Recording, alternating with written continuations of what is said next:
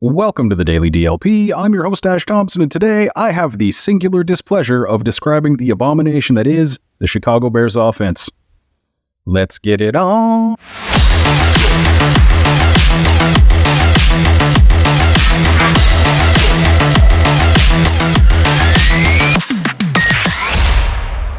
Okay, I don't want to do this because their offense is a train wreck running into a chemical plant in the middle of a tornado wrapped in a box full of tsunamis. But here we are. The Chicago Bears offense is the creation of Coach Luke Getsy. He first appears on the coaching radar as a graduate assistant at Akron, his alma mater, in 2009, after briefly joining the 49ers as an undrafted free agent. He bounced around the college ranks, spending a year as Western Michigan's wide receivers coach before moving up to the Packers in the NFL as a quality control coach in 2014. In 2016, he became the wide receivers coach for the Packers before taking the offensive coordinator and wide receiver coaching job at Mississippi State. He rejoined the Packers in 2019 as their quarterbacks coach, and after 3 seasons, he became the offensive coordinator for the Bears in 2022.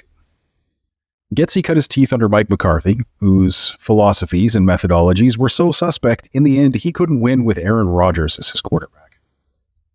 Now, there is something to the idea that Getsy was a big part of Aaron Rodgers' comeback from the depths he hit at the end of the McCarthy era, but even Rodgers puts most of that at the feet of, well, himself. But a tiny little bit of credit that he does give to anyone other than himself goes to current Jets offensive coordinator Nathaniel Hackett. Look, we're in week 10, and I started doing the Around the Division segment in week 2. If you've been watching, you know about how much disdain I have for Getsy's offense. Multiple receivers going to the same spot on purpose, regularly.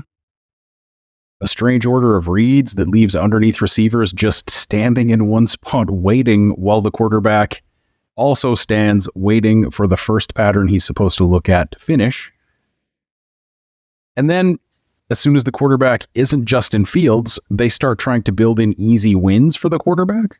This offense is trash, but Justin Fields is coming back, so assuming they don't go back to the make Justin do everything offense that they had at the beginning of the season, they do have some level of threat to the Lions defense. Think of them as like 60% as good as the Chargers offense the Lions just faced. The Bears have one really good wide receiver, one pretty good wide receiver, and a solid tight end, and a running back who's okay. That's their whole offense. DJ Moore is the dangerous thing about this offense in the passing game, but the Bears will go away from him if the defense takes him away. Moore was included in the blockbuster trade last offseason, in which the Bears gave up the first overall pick and collected a whole bunch of other draft picks and more from the Panthers. He has 52 catches for 793 yards on the year.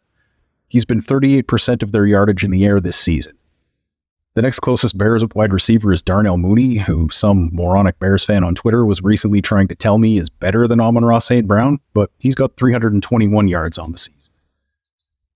That disparity between Moore and the rest of the Bears wideouts makes the first key to beating the Bears offense pretty obvious. Take away the Bears' number 1 receiver, and they're dead in the water. Moore is going to get his catches, but you need to tackle him when he does. Of his 793 yards, 348 are after the catch. They'll get it to him on screens, slants, sticks, swings, but even though he's almost 40% of their offense in the air, they're not really doing things to scheme him open or intentionally get him the ball. He's just winning that often. He's getting the job done in spite of the Bears' high school offensive scheme and college-level quarterbacking.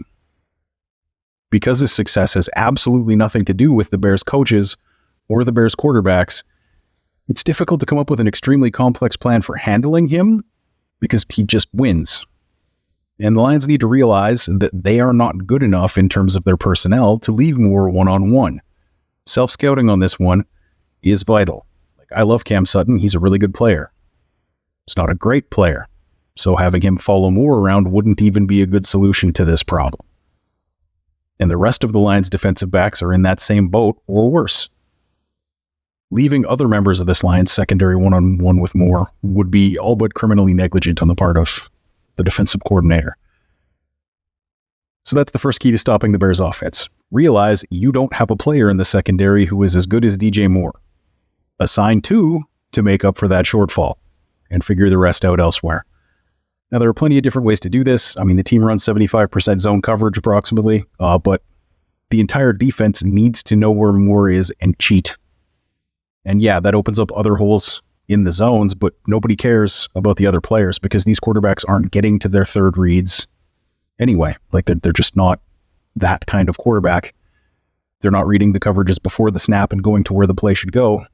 Basically, these are not real NFL quarterbacks. Double Moore. Don't let him do to you what Keenan Allen just did for the Chargers. Second thing, you need to make Justin Fields beat you with his arm, not his legs.